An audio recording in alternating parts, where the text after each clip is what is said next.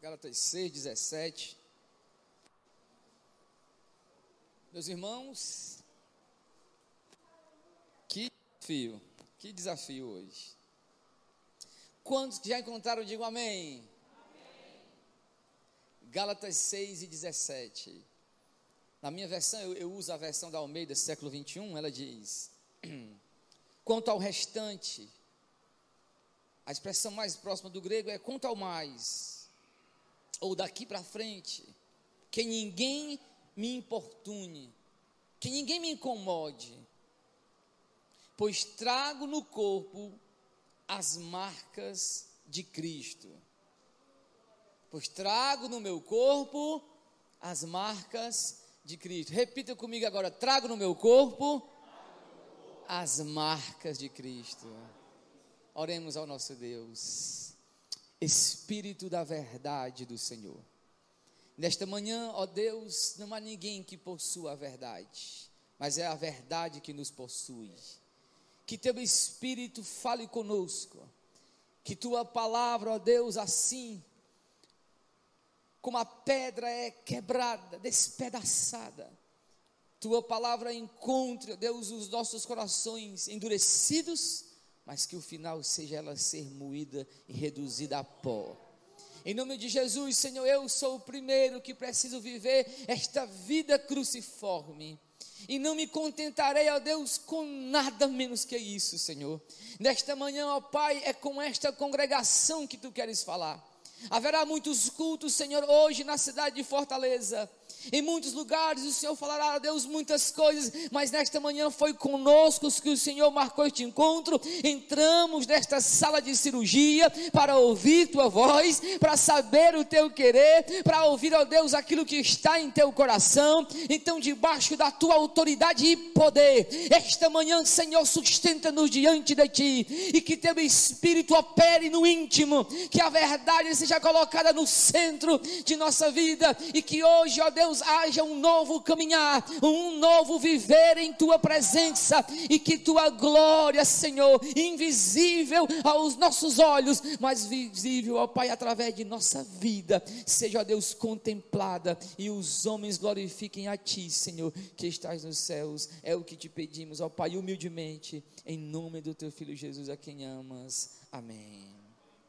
Meus irmãos, esta palavra, eu volto a dizer, é muito forte, porque a expressão cruciforme, a forma de cruz, ela remete a uma passagem em que Jesus Cristo diz: se você quer ser meu discípulo, tome a sua cruz. E tomar a cruz, a expressão, claro, é uma metáfora, ela não é literalmente. Cristo não está querendo que nós venhamos a subir o Gólgota novamente. Esse ato é irrepetível, não tem condições. Mas quando se falava de cruz, no mundo antigo, não se falava do que hoje nós falamos de cruz. Porque hoje nós desenhamos a cruz como símbolo de bênção. Colocamos a cruz num pingente, não é isso? No pescoço. Temos a cruz amarrada às vezes no braço, na pulseira.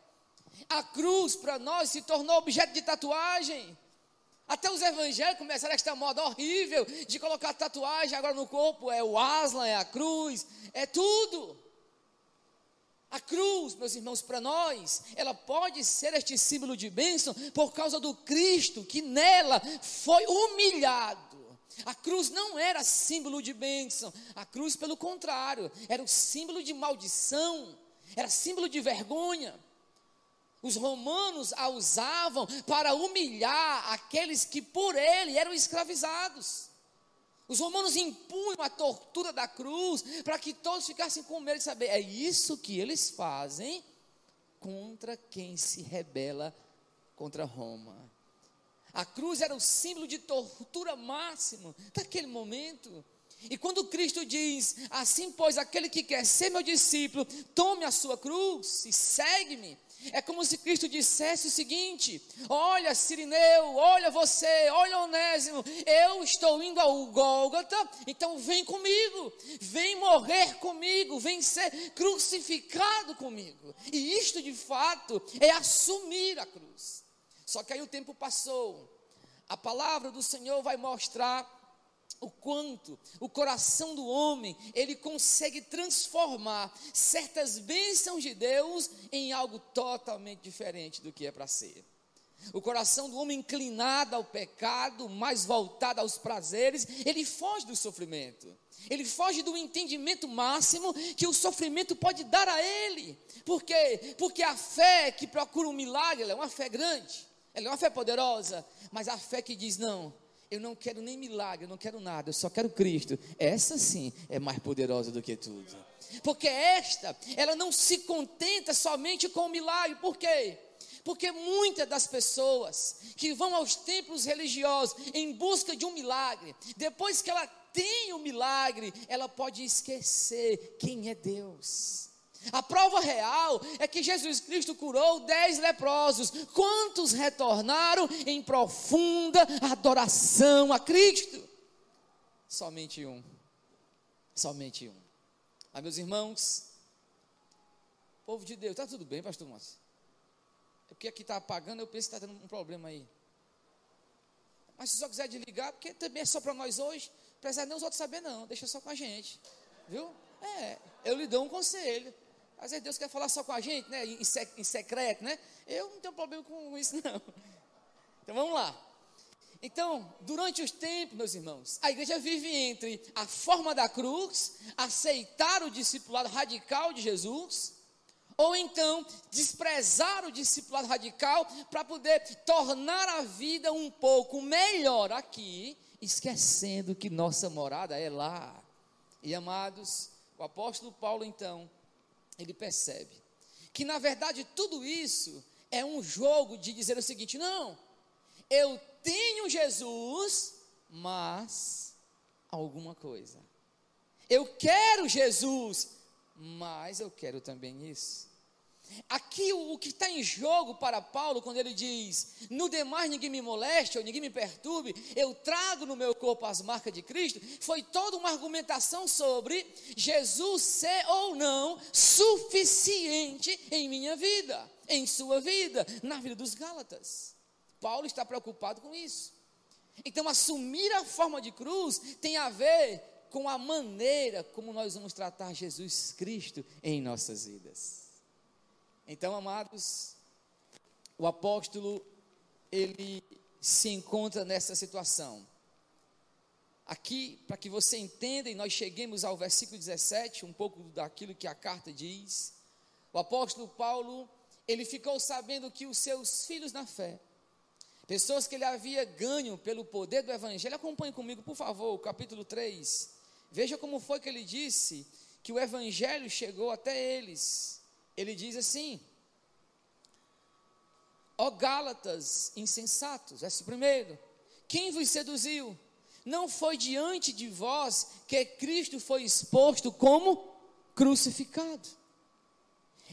É só isto que quero saber de vós. Foi pelas obras da lei que recebeste o Espírito ou pela fé naquilo que ouvistes?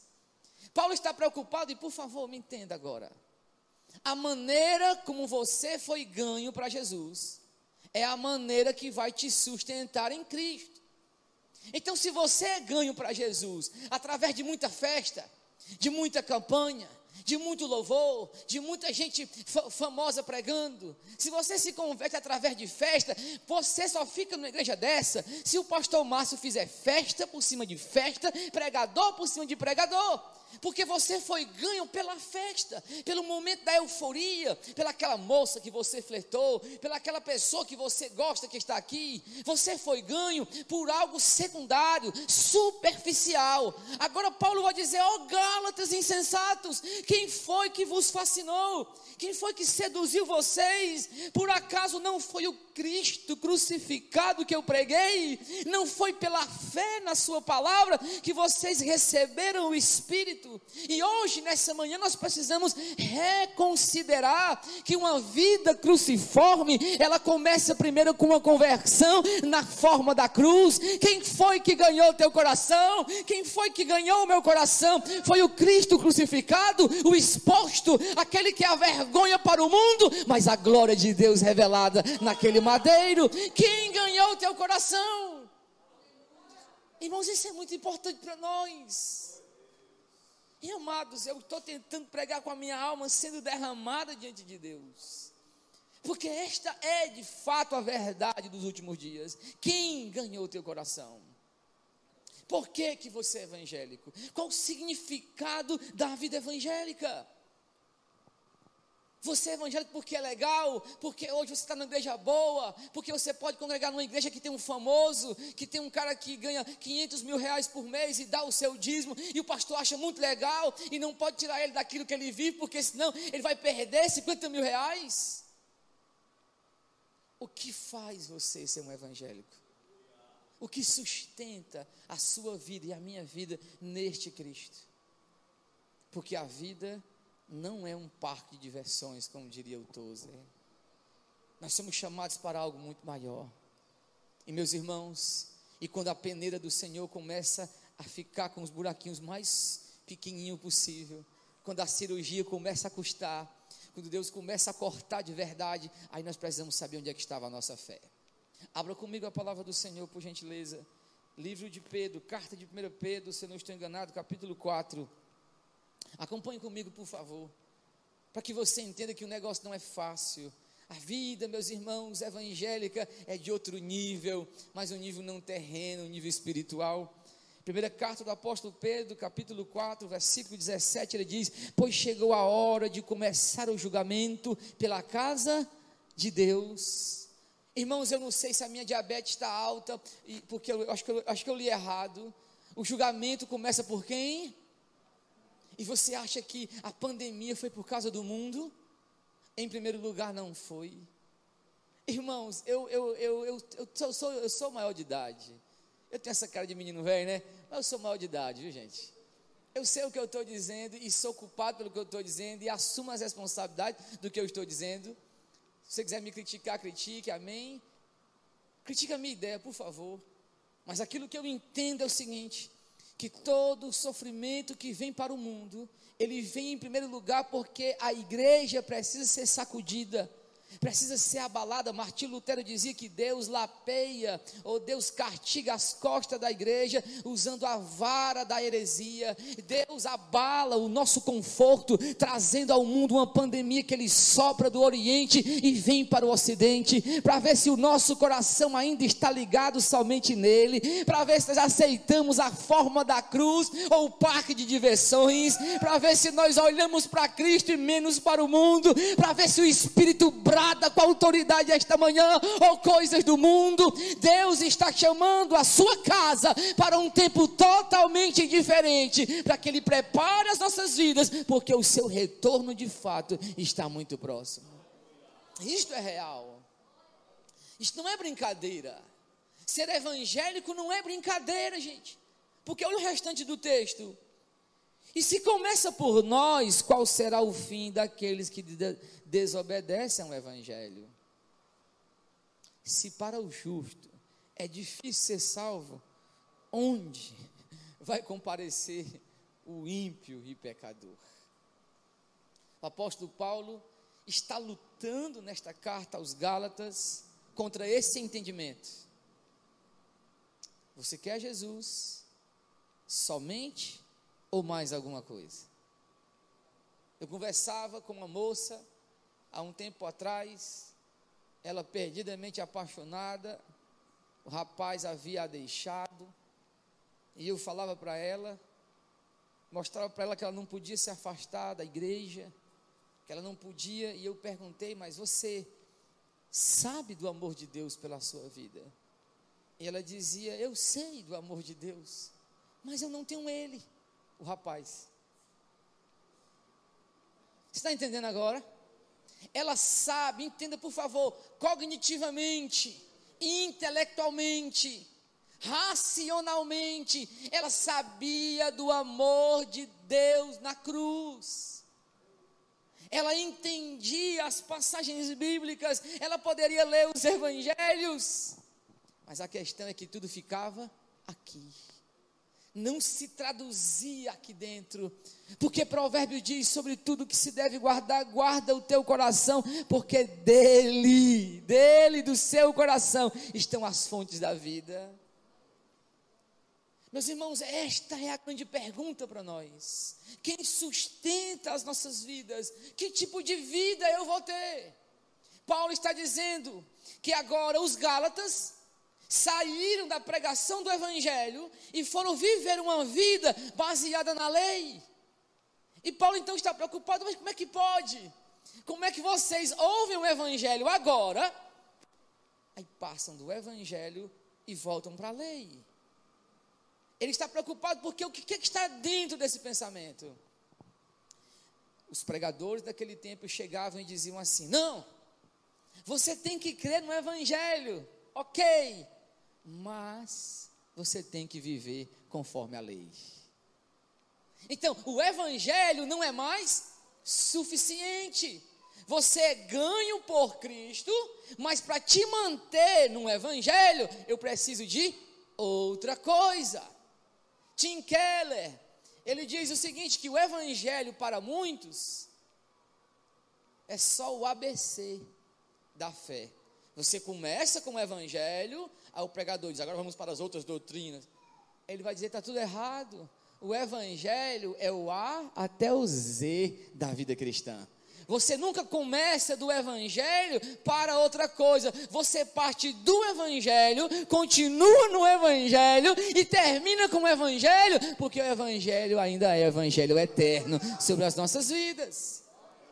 E aí, meus irmãos, Paulo está preocupado com isso. Como é que pode? Você creu e agora voltou para o estado de antigamente. Paulo está muito preocupado.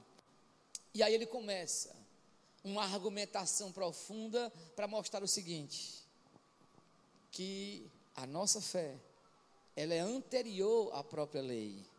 A lei veio para nos mostrar o quanto nós somos pecadores, para nos fazer lamentar e olhar do fundo do poço para cima e encontrar o Cristo crucificado que se deu por nós. Então agora, por que isso aqui é importante para nós, justamente agora nesse momento? Há uma crítica muito grande que está sendo feita sobre a igreja. Porque nós somos igreja, mas queremos participar da política. Eu não estou dizendo que nós não possamos ter candidatos, perfeito? Não. A política é dos homens, é homem mesmo que tem que estar lá. Não tem esse negócio não. Só que a denominação, ela não pode ser um braço do partido político. Você não pode querer ser igreja e ser partido. Você não pode querer ser igreja e ser sindicato. Você não pode ser uma denominação e ser um braço de outra coisa. Você não pode dizer, eu sou evangélico, mas vivo uma vida assim. Eu sou evangélico domingo, mas de segunda a sábado eu sou de outra coisa. Não, eu sei que o evangelho é a verdade, mas também tem isso. Como por exemplo, alguém da comunidade, e por favor, eu estou sendo muito honesto, porque essas coisas são muito sérias. Eu estou falando para uma igreja que confessa a fé em Cristo. Eu estou falando para vocês, eu não estou falando para ninguém da internet. Eu não estou pregando para ninguém que está ouvindo essa palavra, não. Eu estou pregando para nós aqui, amém?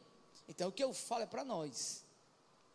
Quando alguém da comunidade LGBT chegar aqui, que ele vai ser amado, ele vai ser acolhido, iremos servi-lo em Cristo, mas diremos que o comportamento que ele tem homossexual é pecado. Ok? É isso.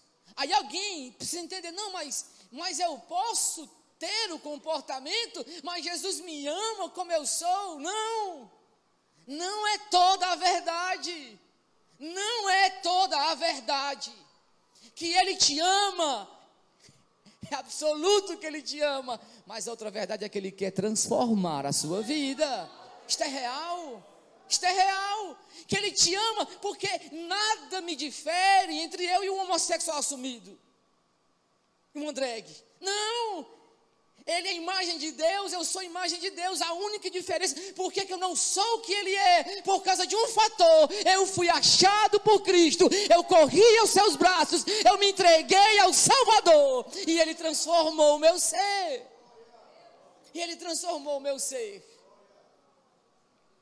Então não é ter o evangelho e mais alguma coisa. Não, eu sou da igreja, mas me faz tão feliz tocar no mundo, me faz tão feliz, eu me sinto tão bem quando eu estou fazendo outras coisas. Ah, pastor, quando eu sento assim em determinado lugar, que a pessoa abre aquela escola, como é maravilhosa a conversa. Não, pastor, ninguém fala mal de ninguém não, é só ali aproveitando a amizade. Não!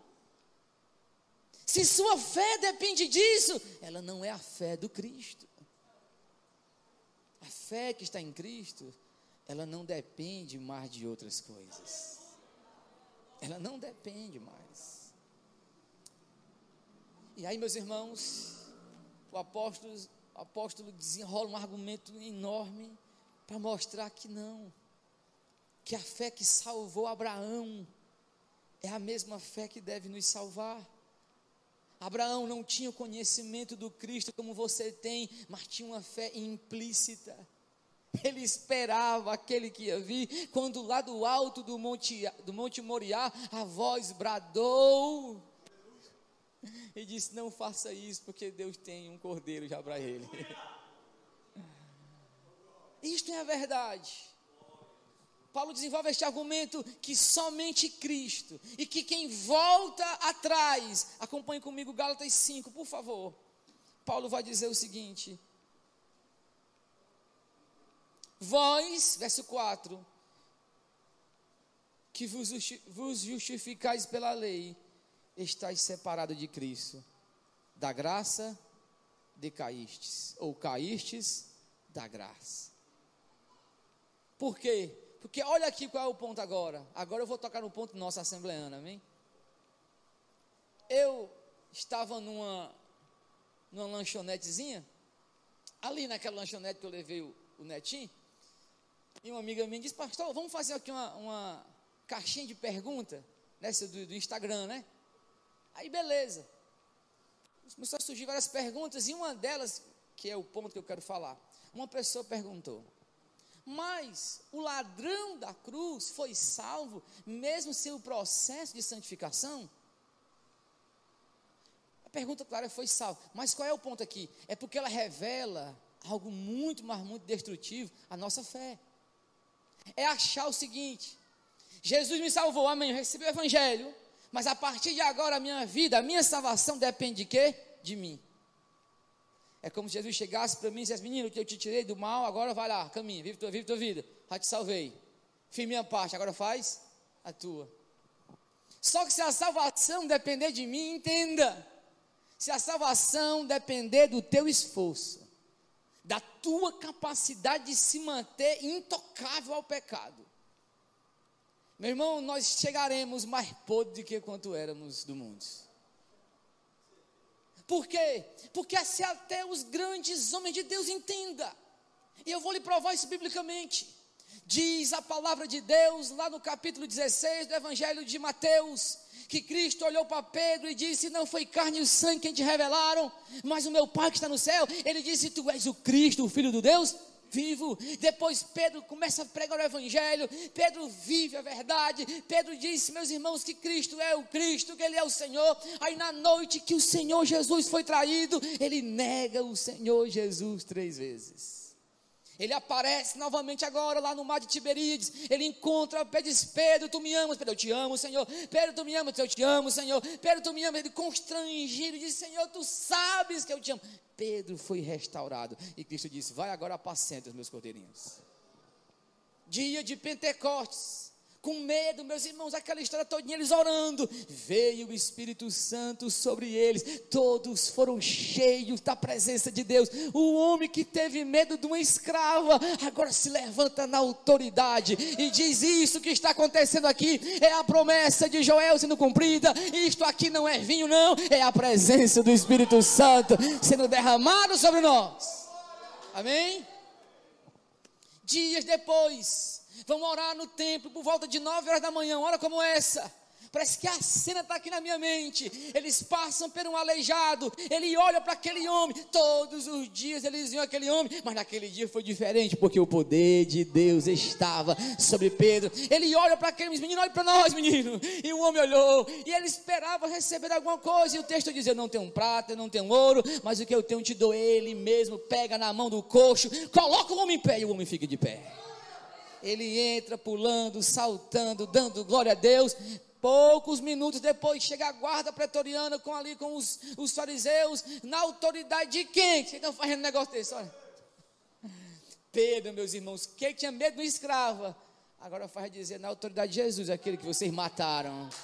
Irmãos, e aí, presta atenção, a queda vai vir ainda. Ai de nós, se nós caminharmos sozinhos, sem a graça.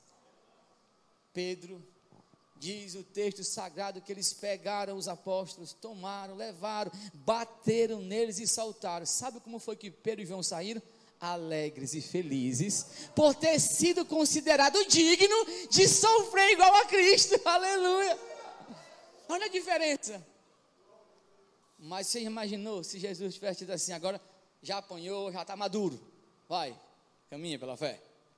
Meus irmãos, carta aos Gálatas, capítulo 2. O apóstolo Pedro está comendo com os gentios, aí de repente chega os que vêm enviado de Tiago, ele sai dos gentios, vai para o de Tiago, para aqueles que são da lei, ele fica dissimulando as coisas entre aqueles irmãos. O apóstolo Paulo chega e diz: Pedro, como é que tu, sendo judeu, vive como gentio e quer que o gentio viva como judeu?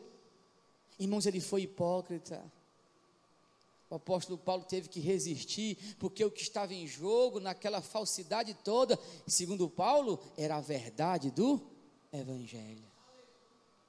Agora você imagina se Pedro pecou, gente, o apóstolo que viu Jesus, que estava no Pentecoste. Imagine nós. Não é o nosso esforço, a nossa santificação que garante a nossa salvação. É o evangelho e ele só. Quando então Paulo desenvolve este argumento, ele diz então no versículo 14 do capítulo 6: mas longe de mim me orgulhar, a não ser na cruz de Cristo, para a qual o mundo está crucificado para mim e eu para o mundo. Para a qual o mundo está crucificado para mim e eu para o mundo. Meus irmãos,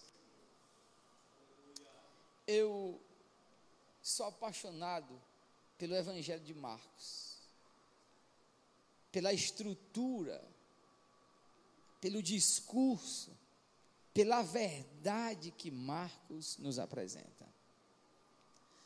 Os estudiosos falavam que em Marcos havia um segredo do Messias, um segredo messiânico, que no capítulo 2 em diante, as pessoas sabem que ele é o Cristo, mas Jesus diz: não te cala, não fala para ninguém não. O demônio mesmo diz: tu és o santo de Deus, ele fica calado. Ele não deixa ninguém revelar. Por quê? Porque Marcos está construindo todo um argumento. Acompanhe comigo Marcos agora, Evangelho de Marcos, para chegarmos agora ao meio da nossa mensagem. Ele mexe até que horas, hein? Tá bom. Pronto. Eu gosto quando é assim. Evangelho de Marcos 14, meus irmãos. Marcos 14.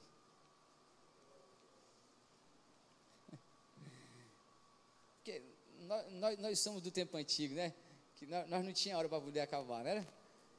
Se pegasse fogo, um pouco era o culto, o outro culto ia começar, nós estávamos terminando o primeiro, né? Meus irmãos, Evangelho de Marcos, capítulo 14. Deixa eu lhe mostrar a estrutura da narrativa, amém? Jesus Cristo, ele é traído e levado para ser examinado na casa de Anás, na quinta-feira à noite. Lá ele é humilhado, ele é distorcido, falsas testemunhas aparecem, espancam Jesus e levam agora ele para o Sinédrio. Lá no cenário, ele está diante do sumo sacerdote, as falsas testemunhas estão ali, não tem mais ninguém com Jesus. O Cristo que está aqui não é o Cristo que ressuscitou a Lázaro. O Cristo que está aqui, meus irmãos, não é mais aquele que andou sobre as águas. Aqui é o servo sofredor.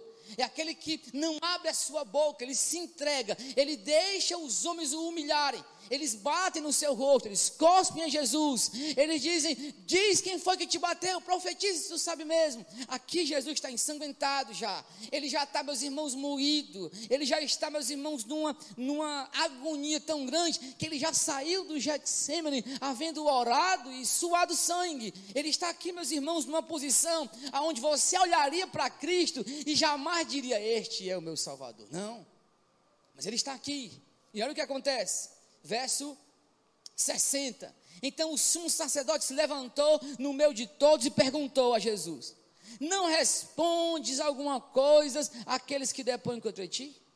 Ele, porém, permaneceu calado e nada respondeu. Verso 61 do 14. E o sumo sacerdote voltou a perguntar: tu és o Cristo, o Filho do Deus bendito? Porque qual é a acusação de Jesus? Ele é um traidor da pátria, ele é um blasfemo, ele merece morrer, porque ele disse que era Deus igual ao Pai. Essa é a acusação. Jesus agora responde: eu sou. Por que só agora Jesus diz eu sou? E no começo do evangelho, ele disse, cara, não conta para ninguém. Porque somente agora, ensanguentado, ferido, amarrado, abatido, humilhado, ele diz, eu sou. Porque o Cristo que você vai crer, em primeiro lugar, não é o Cristo dos milagres. Sua fé não está no Cristo dos milagres, somente. Porque aqueles que comeram pão e peixe, horas depois, quando Jesus estava em Cafarnaum e disse que eles tinham que comer a sua carne, beber o seu sangue, eles voltaram atrás, porque esta palavra era dura demais. Não são os milagres que nos sustentam em Cristo, não são as coisas que nós aparentemente vemos que nos sustentará em Cristo, não é o carro bom, não é se meu filho passou na faculdade de medicina da Unicamp, não é o dinheiro que eu possuo, não é o status que eu tenho, não é a condição financeira que meu pai me deu, tudo isto aí é nada, é um lixão qualquer, porque a verdadeira glória está em Cristo, o nosso Salvador. E olha então o que o Evangelho diz, que ele diz, eu sou. Porque, meus irmãos, quem ele é agora aqui? Aqui, não é mais um milagre que vem até ti. Aqui é o Cristo que se dá para ti, por inteiro. De calamas. Aqui não é mais, meus irmãos, uma fé que depende das coisas boas. Depende do Covid, não vim mais, pelo amor de Deus, me dê 8 vacinas. Não, independente do que acontece no mundo, eu estou em Cristo, eu estou em Cristo, e eu sei que este lixão, que eles chamam de mundo, um dia vai passar, e uma nova criação está vindo, e é nela que eu viverei, é nela que eu viverei. Isto é muito grande, meus irmãos. Cristo está dizendo, sou eu. Irmãos, e aqui ele revela, no alto da miséria que Cristo se encontra. Ele diz, eu sou. Você quer este Cristo? Ele é o Cristo da cruz. A história completa é porque quando passa a sexta-feira, que ele entra na mais profunda agonia, e que ele ora ao Pai, porque o Pai lhe deixara, naquele momento Cristo recebe todos os nossos pecados, a santidade de Deus vai julgá-lo, a ira do soberano vai cair sobre o seu próprio filho, porque como o apóstolo Paulo disse, aquele que não tinha pecado, Deus o fez pecado em nosso lugar, aquele homem santo, justo, que nenhum pecado encontrou-se em sua boca, ele assume a maldade de todos nós, a minha culpa, a minha imoralidade, a minha imundícia, a minha sujeira, tudo que eu era de ruim, foi colocado em Cristo. Oh, que cena profunda, quando o leproso se aproxima dele, na lei dizia que este homem deveria morar a léguas de distância do povoado, mas pelo contrário, é Cristo que o encontra, Cristo estende a mão e toca na lepra, na cruz, a mão do santo encontrou a minha lepra e me sarou. Oh, aleluia, este é o evangelho que o mundo não aceita, este é o evangelho que muitas igrejas não querem mais, porque fala somente de Cristo, e Ele somente sozinho. Esse é o nosso Cristo. Irmãos, na manhã de domingo, a morte não pode vencê-lo. Na manhã de domingo, a morte morre. Olha o paradoxo, né? A morte morre, porque ela levou Jesus ao túmulo, mas no domingo ele deixa ela lá, morre aqui, que aqui é o teu lugar. Ele se levanta, poderoso, cheio de glória. Ele aparece aos seus discípulos depois e diz: toda a autoridade foi me dada nos céus e na terra, ide por todo o mundo e fazei discípulos de todas as nações, ensinando estas coisas, porque eu venho, mas eu estarei convosco. Hoje nós estamos aqui pela autoridade do Cristo ressuscitado. A vida que nós queremos não é mais a vida banal, a vida fútil, a vida medíocre que este mundo chama de vida, onde eles sobrevivem, porque nem vida eles têm. Nós queremos a única vida que vale a pena ser vivida, que é a vida cruciforme, a vida na forma da cruz, sendo levada, guiada, totalmente direcionada pelo poder do Espírito Santo, que habita em nossas vidas. É isso que nós queremos. E o apóstolo Paulo finaliza o seu argumento no capítulo 6, dizendo: quanto ao mais, já mostrou que não existe vida fora do Evangelho. Ele já mostrou que é errado colocar Cristo mais alguma coisa. Ele já tem demonstrado, meus irmãos, que o Evangelho é suficiente para as nossas vidas. E agora ele finaliza e diz assim: quanto ao mais, quer dizer, daqui para frente, ninguém mais me importune, pois eu trago no meu corpo as marcas. A expressão grega era usada, o estigmata era usada para uma pessoa de um deus, num templo religioso, ele se marcava. Era usado para um senhor que tinha escravos, e os escravos que queriam servir por amor, eles também tatuavam aquela pessoa. As marcas, por exemplo, de um gado, para dizer que ele era seu dono. Era usado também, meus irmãos, para um general que tinha um soldado que nunca mais queria sair de perto dele, e o soldado se deixava marcar. Quem assistiu o Gladiador, que lembra que ele tem, né, no pulso, aí ele pergunta: qual é a sua legião? Aí ele diz, aí ele vê um soldado, aí ele encontra ele está conversando, e aí ele encontra um e diz: eu servi com o Senhor na batalha tal. Ó. O que Paulo está dizendo é o seguinte: é que essas marcas são de um profundo adorador. Eu adoro somente a Ele. Essas marcas que eu trago no meu corpo, claro que aqui fala do sofrimento, da vida que assume a cruz e vive. Paulo está dizendo: eu não deixo de adorar, e a prova está em meu corpo. Eu adoro a Cristo somente. E meus irmãos, e como é importante então esta aplicação para nós. Vivemos numa época, meus irmãos, de muitos ídolos. Povo de Deus, é um negócio que é absurdo. A pessoa deixa de ser católica, mas o espírito do catolicismo parece que ainda anda dentro dela, entranhado. ela não adora mais Santo Antônio, ela não se prostra mais diante de São Francisco, ela não vai mais lá no Padim, lá no Canidé, ela não adora a imagem de escultura, mas ela ergue um altar de ídolos dentro dela. Escute, a história aqui é verídica. Eu era pastor numa cidadezinha chamada Palmatória, nem cidade é, um distritozinho, lá em Itapiúna, meu primeiro campo, igrejinha pequenininha.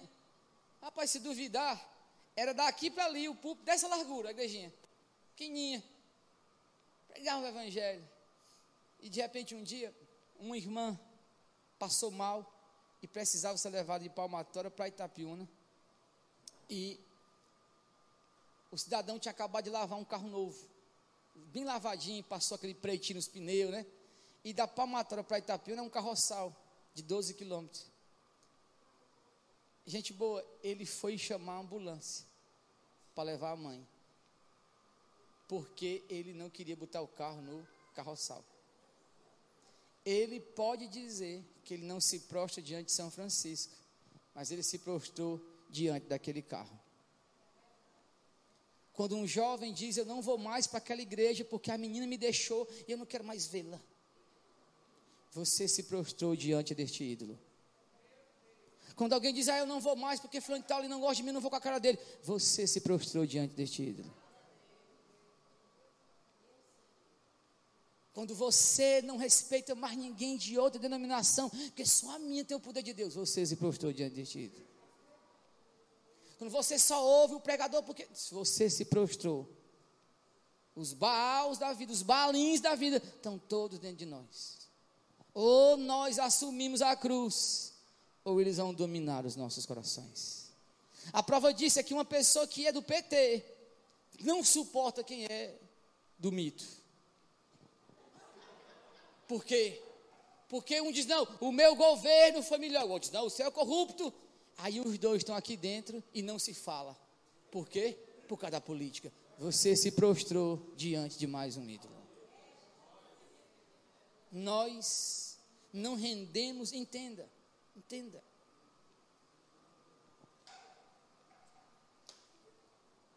Este objeto é o objeto de uma das maiores idolatrias que nós temos.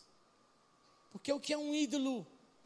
É aquilo que consome o seu tempo, o seu dinheiro e o seu pensamento, mais do que qualquer outra coisa.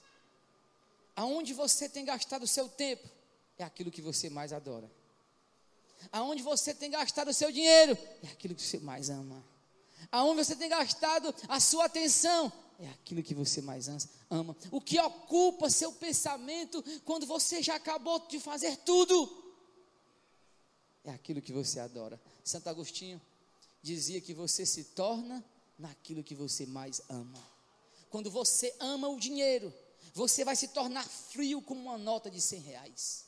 As pessoas serão conquistadas não pela influência de um carisma, de um caráter, mas pelo contrário. Quanto é? Você quer sair comigo? Eu pago. Você quer comer aonde? A força do dinheiro. A mulher não é mais vista mais como amor, como objeto do nosso carinho, da nossa reverência, porque é a imagem de Deus não. Ela é vista apenas pelo valor do sexo. A frieza do dinheiro, ela entra em você e você trata o mundo com esta frieza. Quem ama a sua inteligência tratará os outros, meus irmãos, como se fossem ignorantes, burros, meus irmãos. Mas aí, qual é o maior medo de quando você está assim? É encontrar alguém mais sábio do que você. Qual é o seu maior medo? Encontrar alguém que tem mais dinheiro do que você. Qual é o medo de uma mulher que está envelhecendo e que a beleza dela, a atração que ela faz em outro homem, o maior medo dela é que ninguém mais a perceba. É por isso que a ansiedade, a depressão, as síndromes e neuroses têm sido tão alarmantes nesses últimos tempos, porque colocamos o nosso coração em outras coisas. As marcas que nós absorvemos não só de Cristo,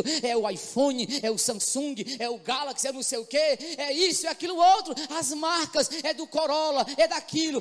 Esse carro é melhor, a casa ali é melhor. Eu moro no Jardim da Serra, eu moro na Serra Pelada, o que for. As marcas que nós temos não são a de Cristo, mas são as marcas de um mundo falido, um lixão que não tem nada do que nos oferecer.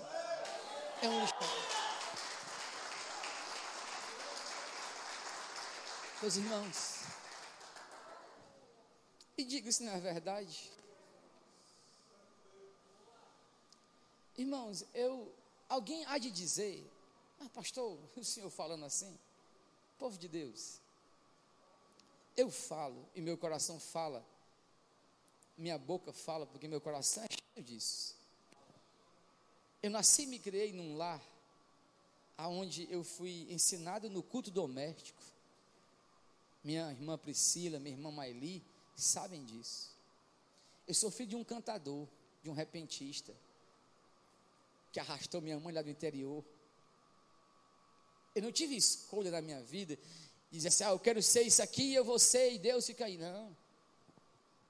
Minha mãezinha me disse que meu pai assinou um termo de responsabilidade para me ir morrer em casa, com 3 meses de nascido.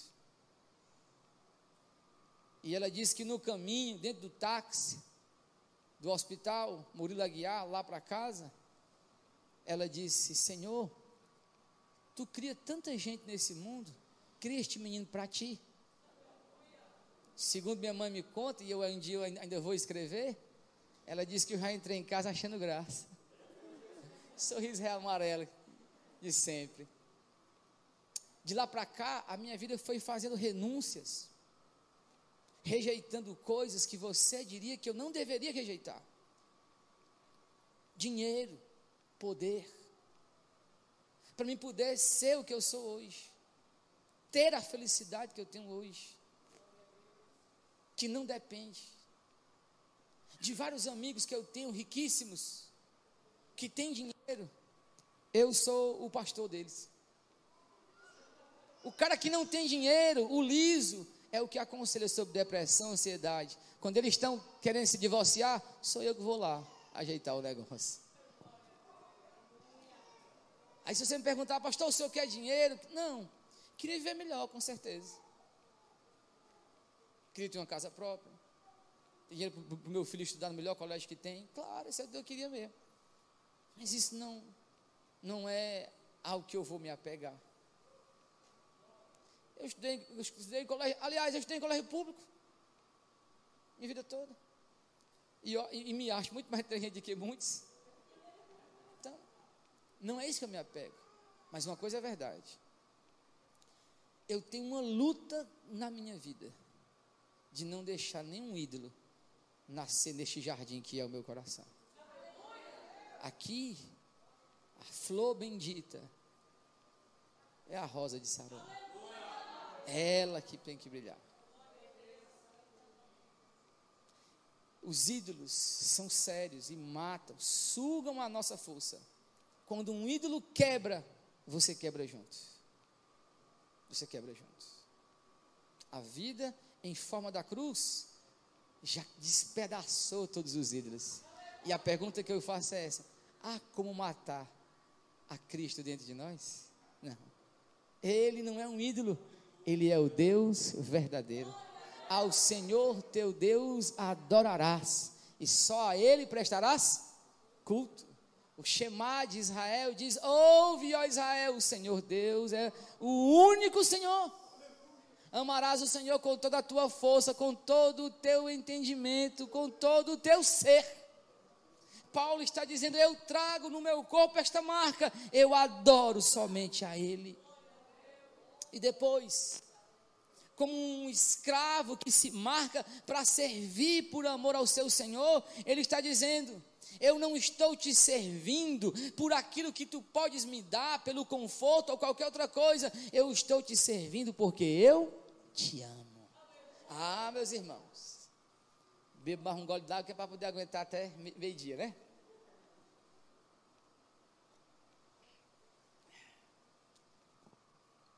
Eu sei que vocês já se mostraram muito inteligentes, viu?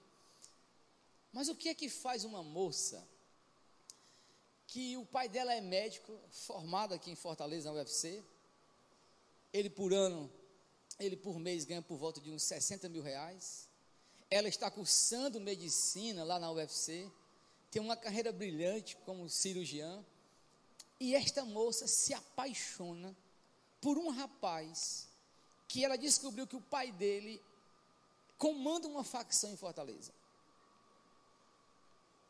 O que é que faz essa moça largar tudo que ela tem do pai, da posição, do status de ser médica, e ir morar, meus irmãos, dentro de uma facção, de uma favelinha, comandada por uma facção. O que é que faz uma pessoa tomar uma escolha dessa? Vamos embora, cadê os inteligentes?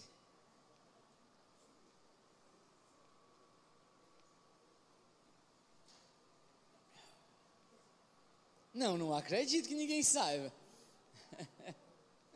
Gente, agora deu sede, a diabetes está alta, eu acho que eu fui comer ali 2 pãozinhos, pai. Aí, irmãos, a força, o pai dessa moça chega para ela e diz: minha filha, não faça uma coisa dessa, o que vai ser da sua carreira, da sua vida? E aí ela olha para o pai e diz: pai, eu amo aquele homem, não importa o que ele é. Entenderam? Você pode questionar se é amor ou não. Você pode questionar se é amor ou não. Mas é inegável. Não, quando começa a tocar é porque tem que parar. É não? Ah, tá certo. Mas fica de boa. Eu não gosto muito não.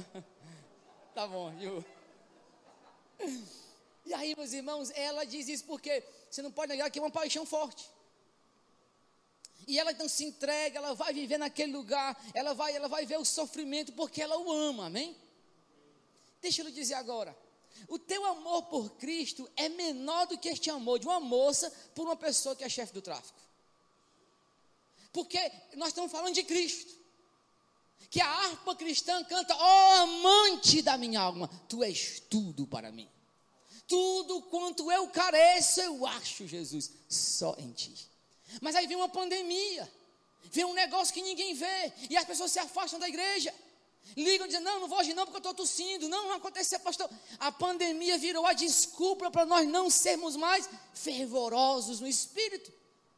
O teu amor é menos do que dessa menina, porque o amor verdadeiro diz que ele tudo crê, ele tudo suporta, ele tudo espera, ele tudo sofre. Quando Paulo diz: eu trago no meu corpo estas marcas, ele está falando: eu te amo, Senhor, e por ti eu viverei, eu sofrerei. E em segundo lugar, em terceiro lugar, e eu finalizo, lhe garanto. Agora o homem já chegou aqui atrás, tem que sair mesmo. Mexe aí para cá, mas eu fico ruim. É sério, eu não consigo pregar se a pessoa ficar tocando, não. Eu gosto de tu olhando, mas para mim. Mas fica ali. Que fica uma pressão profunda, né? Fica ruim.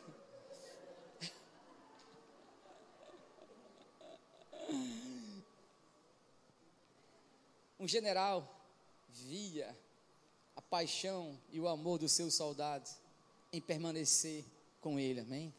Irmãos, a última aplicação: você precisa aprender a servir por amor. Nós estamos numa guerra, não a guerra cultural que os outros querem que nós vivamos. A nossa guerra, ela é espiritual. Gálatas 6:10 vai dizer: no demais, irmãos, fortalecei-vos o Senhor e na força do seu poder, porque não temos que lutar contra a carne e o sangue, mas contra os principados e potestades, contra os príncipes dominadores deste mundo de trevas. Tomai sobre vós agora toda a armadura de Deus, o capacete da salvação, a espada do Espírito, o cinto da verdade, e calçai os pés com a preparação do evangelho da paz. É isso que Paulo está falando, é contra isso que nós temos que lutar. Não é contra, meus irmãos, as facções políticas, não é contra esse tipo de guerra que as pessoas criam, não, pelo contrário, irmãos, nós precisamos pregar o evangelho. Ele destrói fortaleza, ele desbarata todo sofisma, porque este é o poder de Deus, sabedoria de Deus para as nossas vidas. Então, eu me encaminho para o final com 2 perguntas. Primeira: faz sentido para você viver uma vida cruciforme? Você está entendendo que você vai abrir mão de certos prazeres agora, para ter o maior prazer lá com Cristo?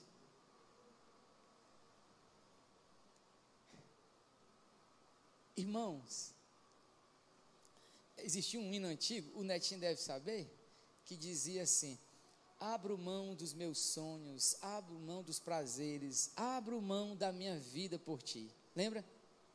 Aí nós cantávamos esses hinos. Aí quando fazia o desafio missionário, a hipocrisia era igual essas máscaras que vocês estão usando. Todo mundo cobria o rosto para não ver que nós estamos corados de vergonha. Por quê? Porque uma coisa é a boca dizer, outra coisa é o coração querer apaixonadamente. Quando eu coloco o nome desse aqui, meus irmãos, isto é forte. Eu estou dizendo que não importa mais o que o mundo faça, eu seguirei em rota de colisão em direção à cruz. O mundo caminha para o prazer aqui, e eu estou indo para lá. Ainda que seja o sofrimento, o mundo, meus irmãos, do anonimato, o mundo, meus irmãos, onde só haverá eu e Cristo, mas se eu estiver com Ele, eu estou muito, mas muito bem acompanhado. Assumir a vida cruciforme é trocar o bom para vivenciar o melhor de Deus em nossas vidas. Meus irmãos, eu não me esqueço mais. A última vez que eu vou falar sobre isso, eu recém assumi a congregação do industrial, há 3 anos atrás. Eu fui para o culto e eu precisei voltar em casa para pegar uma documentação, e eu volto, lá no industrial, não sei se vocês conhecem, é um interiorzinho que tem aqui no Maracanaú.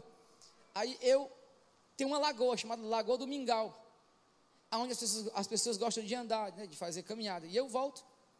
Quando eu saio de casa para voltar para a igreja novamente, uma irmã disse: pastor, eu não vou hoje para o culto de doutrina, porque eu estou muito cansado. E eu: amém, minha irmã, fica em casa, Deus te abençoe, e saí rápido, né, para poder ir para o culto. Quando eu viro a avenida para entrar na rua da igreja, a irmã está indo caminhar, com aquela roupa de quem caminha, né, bem arrumadinha. Aí eu digo: meu Deus, quem está cansado, vai dormir, bota uma pregação para relaxar, ou toma um diazepam para apagar, vai dormir. Agora, quem diz que está cansado e vai caminhar, dia do culto de doutrina, sábado, dia de Santa Ceia, a pessoa ir lavar o carro. Aí: pastor, eu não vi que eu estava lavando o carro, estava cansada e foi lavar o carro. Aí, irmãos, e agora na moda, estou cansado, vou pedalar. Deixa de ser hipócrita, mano. Quem está cansado vai dormir. Tu está enfadado na tua alma, tu não ama mais as coisas de Deus, as prerrogativas do evangelho para ti são pesadas, o culto para ti não é mais agradável, a palavra mexe com o teu coração.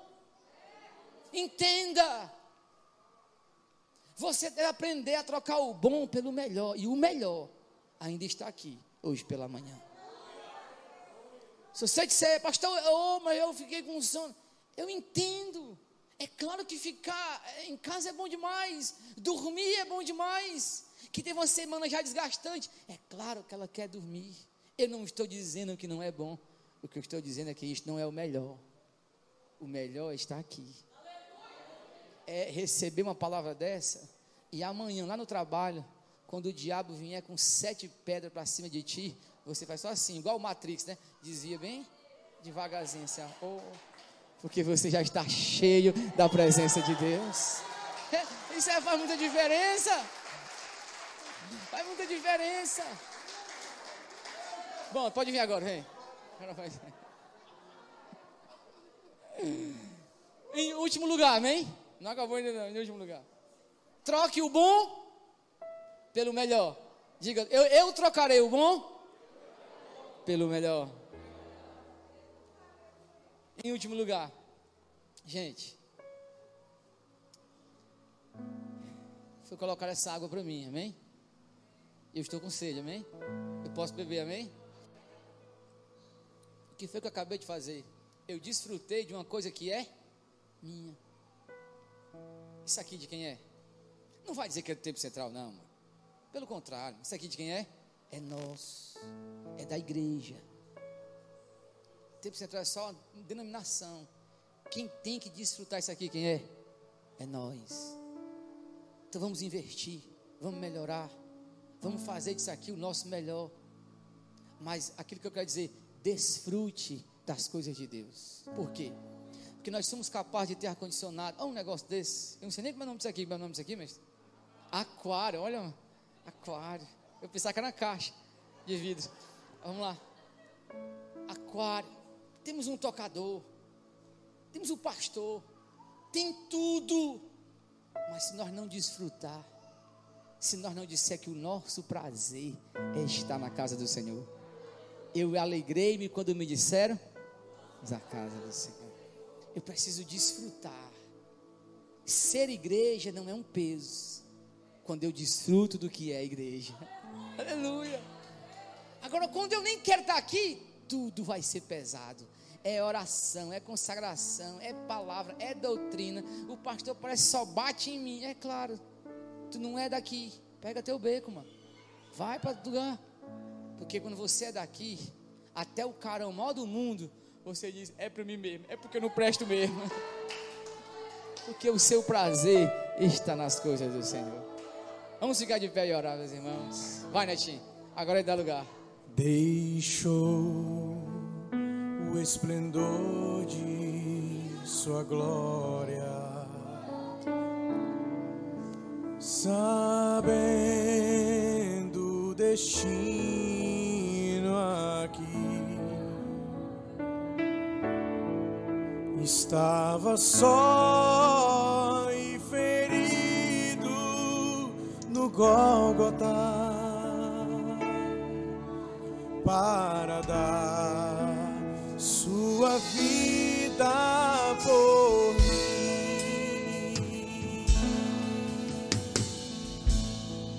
Se isso não for amor,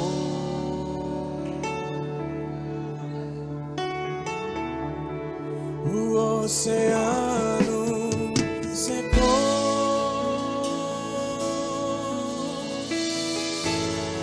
Não há estrela no céu,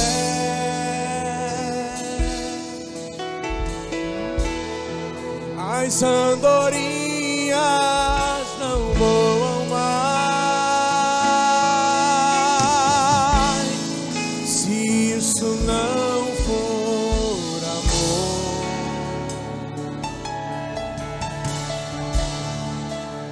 o céu não é real.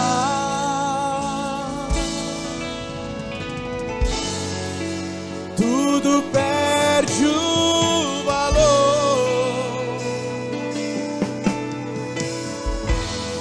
se isso não for amor.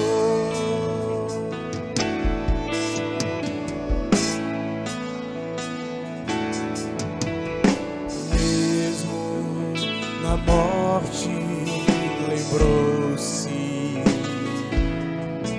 do ladrão que ao seu lado estava, e com amor e ternura falou-lhe: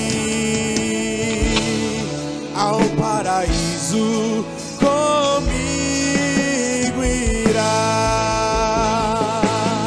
Declare isso, igreja. Se isso não for amor, o oceano,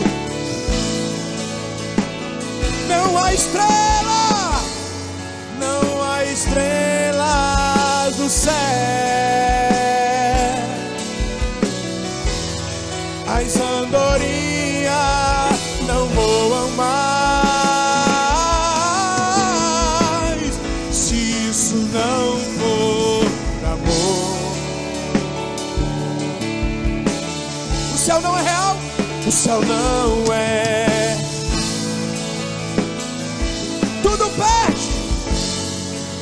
Tudo perde o valor se isso não for amor. Aleluia, Jesus. Glória a Deus. Que momento maravilhoso, meus irmãos. Que tempo bom. Que tempo bom para a nossa vida. Como Deus ama essa igreja. Como Deus ama você, meu irmão. Que presente de Deus nós tivemos hoje nesse lugar.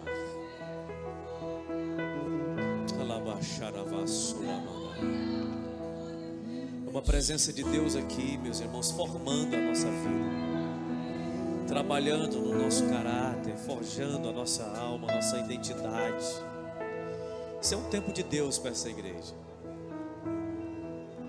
Isso é um tempo de Deus para essa igreja. A linguagem que o Senhor falou conosco não é uma linguagem estranha para essa comunidade. Essa igreja tem percebido o amor de Deus. Que poder há no Evangelho? É o dinamis. É o dinamis. Aleluia. Aleluia. É o dinamis de Deus, que Ele vai quebrando, explodindo tudo. Aleluia. Neste dia, Ou vontade de ficar aqui, né? Coisa boa. feliz, nesse santo lugar. Vamos adorar o Senhor. Apenas esse corinho. Aproveite aí no nome de Jesus. Com Deus, seu amor é real, sua paz usarei. Eu marquei um encontro com Deus. Basta que me toque, Senhor, pra minha alma cansada vencer. Se a noite escurecer, tuas mãos me guiará. Basta que me toque, Senhor. Em Jesus eu toquei, salvação encontrei e a paz para o meu coração. Ele muito me amou, Ele muito me amou e do mundo me tirou. Hoje eu sinto de Deus o perdão. Cante bem alto, basta que toque, Senhor, pra minha alma cansada vencer. Se a noite escurecer, tuas mãos me guiará. Basta que me toque, Senhor. Você pode levantar as suas mãos e dar um brado de glória a Jesus. Glória a Jesus. Aleluia. Aleluia. Quantos foram mais abençoados nessa manhã? Que bênção. Quero agradecer a Deus pela vida do pastor Onésimo. Eu acho que eu vou perturbar o pastor mais algumas vezes para nos abençoar aqui. Sei qual é. Mas que tempo bom. Deus continue abençoando sua vida, meu pastor, fazendo frutífero o seu ministério.